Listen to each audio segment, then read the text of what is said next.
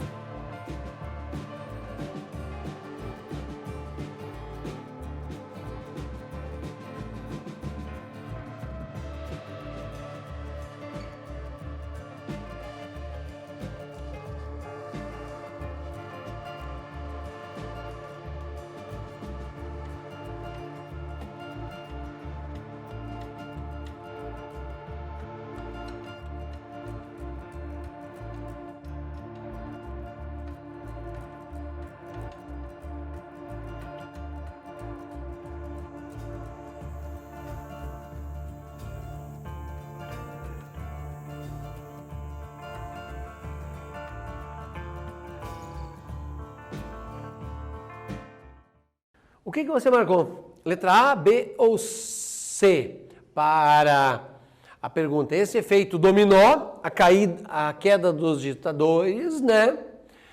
Iniciou-se onde? Na Tunísia, com a derrubada de Zeni Ben Ali. Na Síria, com a guerra civil contra Bashar al-Assad. Ou no Iêmen, com a renúncia do Abdullah Saleh. Quem que você notou? Na Tunísia. Começa na Tunísia a primeira primavera árabe. Aqui, ó, neste pontinho, olha para o mapa ali, ó. Vou voltar mais um para facilitar. Neste ponto. E ela vai varrendo o norte da África até chegar lá na Síria, na sequência. Síria aqui.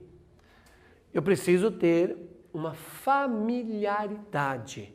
Não tenho que dominar, mas eu tenho que ter uma familiaridade. Por exemplo, saber que o norte da África vai aqui desde o Marrocos, né, passando pela Tunísia, chegando no Egito, entrando aqui na região de Israel, Síria, Arábia Saudita, Iêmen, Omã e assim por diante. O chifre da África, agora o país mais novo do planeta, o Sudão do Sul, aqui está o Sudão, né, que faz limite com o Egito. Ter uma familiaridade. Não vou saber de cor os 215 países que o planeta tem, mas uma noção é fundamental. Claro que aqui está o Saara e todo o norte da África, e daí é fácil atravessar, perceba. Todo esse norte da África foi colonizado por quem? Pelos europeus.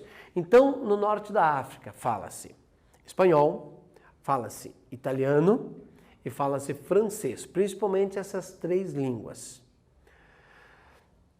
Se eu pretendo me refugiar em um país, eu vou escolher um que não tem a minha língua? Você já sabe da resposta, né? Olha só, então esse mapa já foi, essa resposta nós já fizemos, letra A Tunísia, com a derrubada do Ben Ali, é a primeira derrubada. Isso foi possível por causa das redes sociais. Quando cai se movimenta por meio das mídias sociais a ideia em outros países. Tentou-se tirar a internet do ar, mas daí a publicação já tinha acontecido e o restante dos povos vieram a pensar até chegar no Egito. Para pensarmos, questão número 1. No ano de 2011, além de completar 10 anos do Estado terrorista, ou melhor, de novo, vamos fazer a leitura certa aí. O ano de 2011, além de completar 10 anos do atentado terrorista aos Estados Unidos, questão das Torres Gêmeas, tem visto vários conflitos no mundo árabe. A queda dos regimes da Tunísia, acabamos de falar, no Egito, e em seguida a derrubada de Muammar Gaddafi na Líbia e a insurreição na Síria com o Bashar al-Assad. Elabore um texto que explique esses conflitos no mundo árabe. Faz uma tentativa, você já viu sobre isso, já leu sobre isso.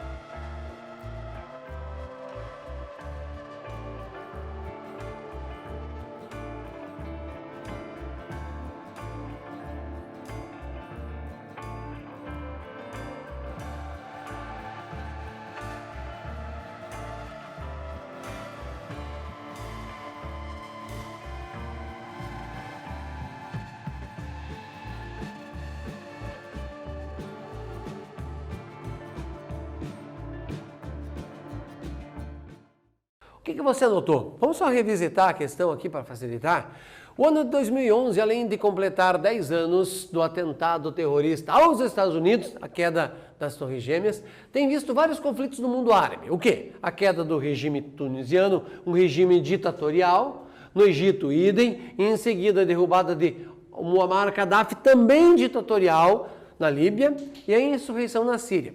Todos eles ditadores, todos homens que não mereciam estar no poder.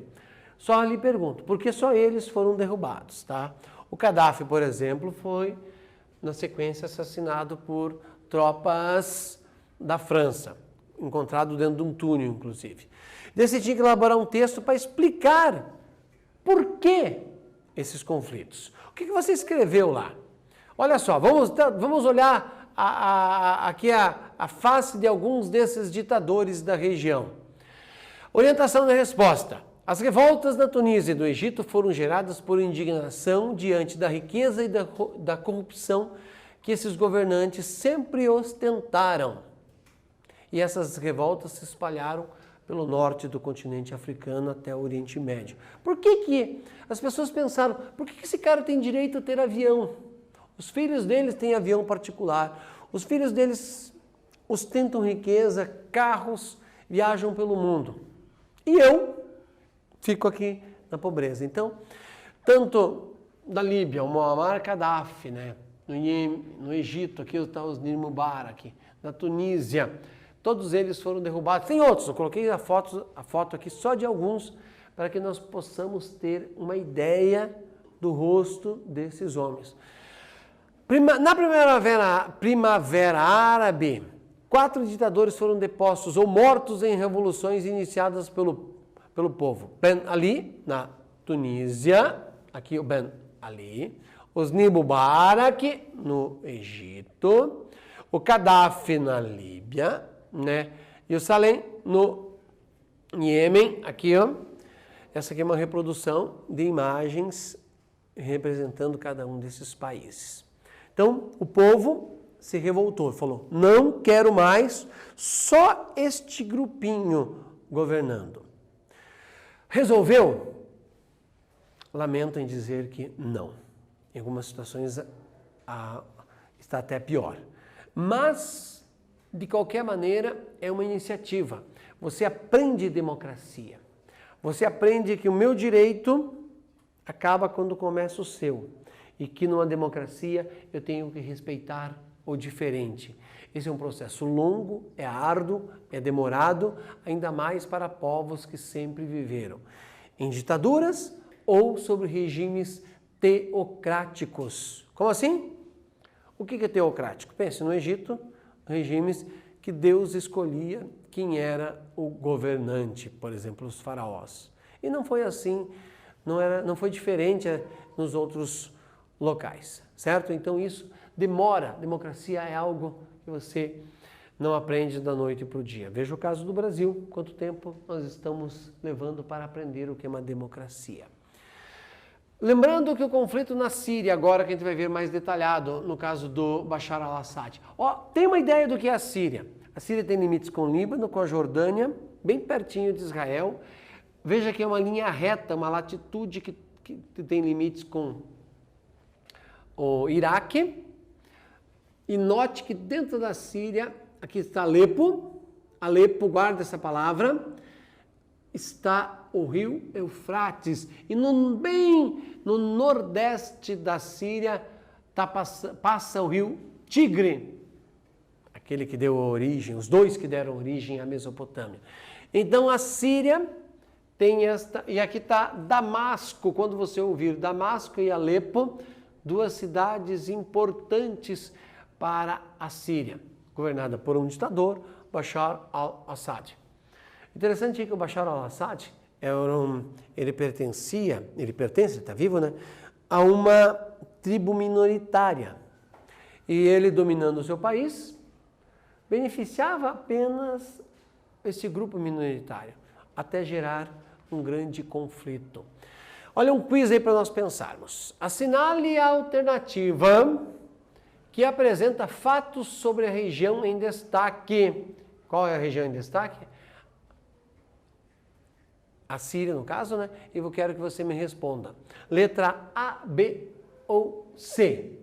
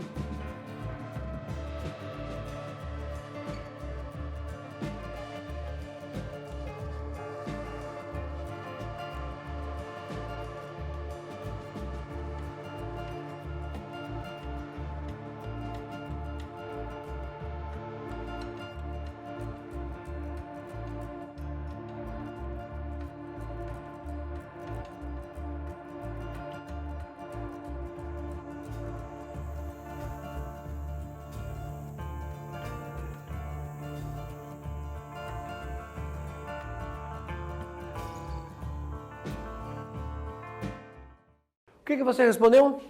Assinale a alternativa que apresenta fatos sobre a região em destaque.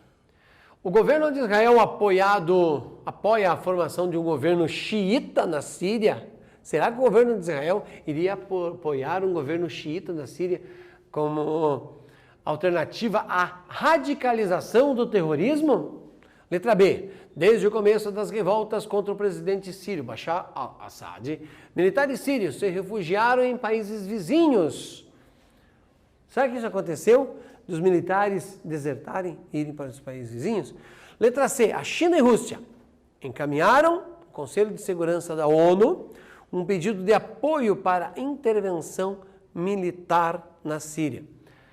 A Rússia e a China têm interesse, mas será que eles fizeram isso nesta região do planeta? Vamos lá, conferindo. Desde o começo da revolta contra o presidente Bashar al-Assad, os militares sírios se refugiaram, desertaram. O país está destruído, tudo veio abaixo.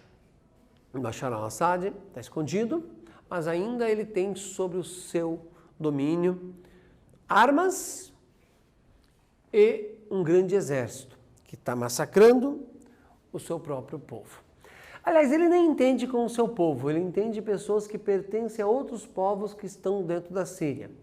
Então vai ainda um longo tempo até este conflito ser sanado. Por isso que ele está presente nos nossos vestibulares, nos nossos Enems. E é claro que a Rússia e a China não ia fazer um pedido de apoio de ter intervenção militar na Síria e nem Israel iria apoiar um governo xiita na região. De modo algum. Isso jamais aconteceria. Certo? Por favor, o que é a segunda etapa agora? Desculpa. Vamos lá. Segundo a ONU, uma revolta pacífica contra o presidente da Síria. Primeiro, foi uma revolta pacífica, tá? Não foi uma guerra no começo, foi uma revolta pacífica. Agora você está vendo aqui tudo destruído, um pai carregando o seu filho, né? Provocou uma guerra civil com proporções nunca vistas antes. Estima-se que o conflito sírio tenha causado mais de 40 mil mortes desde 2011. Esses números ainda serão atualizados. Não só o número de mortes, como o número de refugiados. Pessoas que tiveram que sair para vários países, a maior parte deles europeus. O Brasil tem recebido gente da Síria. Claro, um número bem menor, mas tem recebido. Agora imagine, pense, quando acontece isso que você está vendo na imagem aí, ó, a casa destruída, o apartamento destruído, mal circulam carros, não tem comércio, não tem vida. A ONU argumenta que a guerra deixou um rastro de destruição e fez aumentar o quê? O número de infâncias roubadas. Guarde essa palavra consigo até para você poder falar sobre ela. Olha essa fotografia, esse menino aqui teve a sua infância roubada. Ele não pode brincar, ele não pode estudar. Ele perdeu a sua família. Não é único, são muitos. 8 em cada 10 pessoas na Síria vive abaixo do limiar, abaixo da linha da pobreza. E mais de 12 milhões de sírios necessitam de assistência humanitária, até para água para lavar as mãos, para se alimentar. O conflito obrigou mais da metade dos habitantes a fugir de suas casas, a buscarem refúgio. Cerca de 6 milhões, já vou arredondar aí, de pessoas já deixaram o país. E outras 6 milhões, no caso mais, vivem deslocados internos, ficam trocando toda hora, não sabem para onde vão. Começa a tirar aqui, eu mudo para lá. O número de crianças mortas atingiu o recorde em 2018, recentemente. Então, além de inúmeras vidas perdidas, a Síria viu seu patrimônio histórico e cultural ser destruído. Um país. Lembra que eu mostrei o Rio Tigre e o Eufrates? A Síria tinha museus mostrando o início da humanidade como um grupo sedentário. E isso foi destruído, virou cinzas. Ou seja, o turista que ia até lá para gastar e geraria renda, não vai. Várias centenas de milhares de crianças, mulheres e homens foram mortos na Síria desde 2011. Foram tantas que já não é possível dar uma estimativa com crédito. Afirmou quem? O Alto Comissariado da ONU, por meio, na época, da Michelle Bachelet, num comunicado em 2019, Acnur. As primeiras manifestações pró-democracia inspiradas na revolta árabe exigiam que no caso, o ditador Bashar al-Assad saísse. Que sucedeu seu pai em 2011, veja, ele já está no poder desde 2000, ele já estava sucedendo seu pai que estava no poder.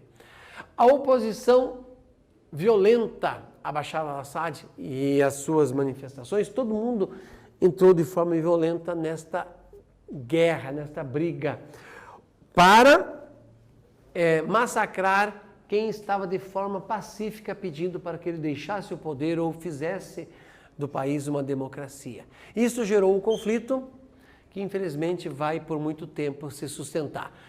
O mundo assiste então este conflito e nós precisamos protestar contra ele, não podemos aceitar, não podemos querer que isto continue.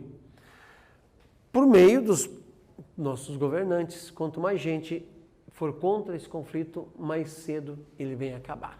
E para pensarmos nesse tema, veja lá, recentemente o mundo assistiu uma série de revoltas populares dos países árabes.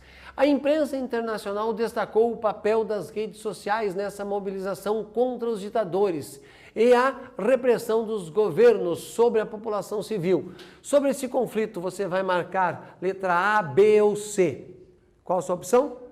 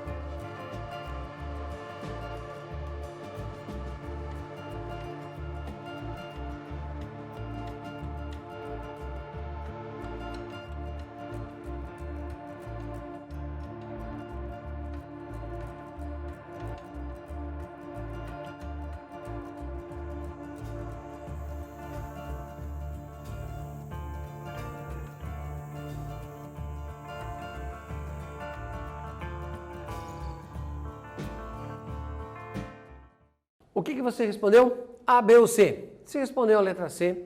O governo da Síria, apesar dos protestos internacionais, atacou os revoltosos, que eram pacíficos, né? Com a anuência do Irã, da Rússia e da China. Esses países, a Rússia, principalmente a Rússia e a China, poderiam ter forçado o Bashar al-Assad a não fazer a guerra.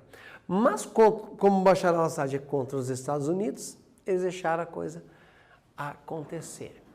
Para treinarmos mais um pouco, veja o que diz esse texto, da questão 2. Poucos dias após o confronto armado entre as forças pró-governo e opositores ter chegado à capital do país, Damasco, um atentado suicida atingiu o centro nervoso do regime de Bashar al-Assad, causando a morte de alguns dos principais nomes de sua cúpula de segurança. Segundo a imprensa estatal síria, entre outros, morreu o chefe do grupo governamental, encarregado da crise, o ex-ministro da Defesa e do vice-presidente. O trecho da matéria mostra uma tentativa de derrubar o ditador Bashar al-Assad. Explique qual é o interesse dos Estados Unidos na queda do Bashar al-Assad.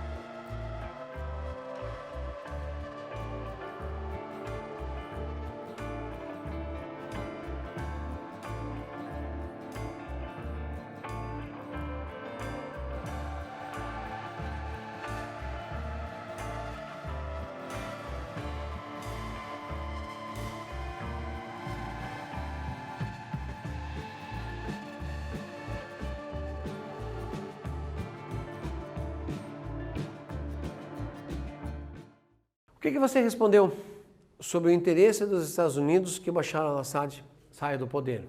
Por que ele quer que e não tem interesse, por exemplo, que o ditador na Arábia Saudita? Você deve ter respondido algo mais ou menos assim. Os Estados Unidos enxergavam uma possível queda de Bashar al-Assad como uma oportunidade de derrubar mais um dos aliados do Irã. Lembre-se que o Irã é um país que vem desenvolvendo bomba atômica. O Irã tem o quê? Petróleo. E é um dos principais inimigos dos Estados Unidos, mas aliado do Bashar al-Assad. Essa ideia é importante que você tenha registrado. Se você não anotou isso, anote agora. Importante, por favor, sobre a primeira primavera árabe. A professora Sadia Hussein de Araújo, dá para ver que ela tem uma mistura aí no caso, por causa do seu casamento, né? Argumenta que se trata de um termo bastante controverso, tá? Ela só quis dizer que isso não é ideia minha. Primavera Árabe é um acontecimento visto do ponto de vista europeu.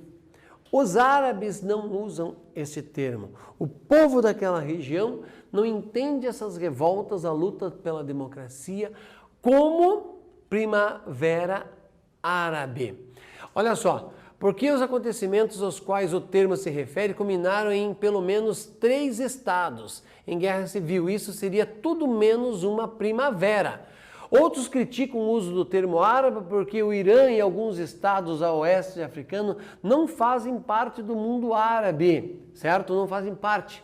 Eles podem fazer parte do mundo muçulmano, mas não do mundo árabe. Perfeito? E outros criticam ainda o termo por se tratar de uma invenção europeia.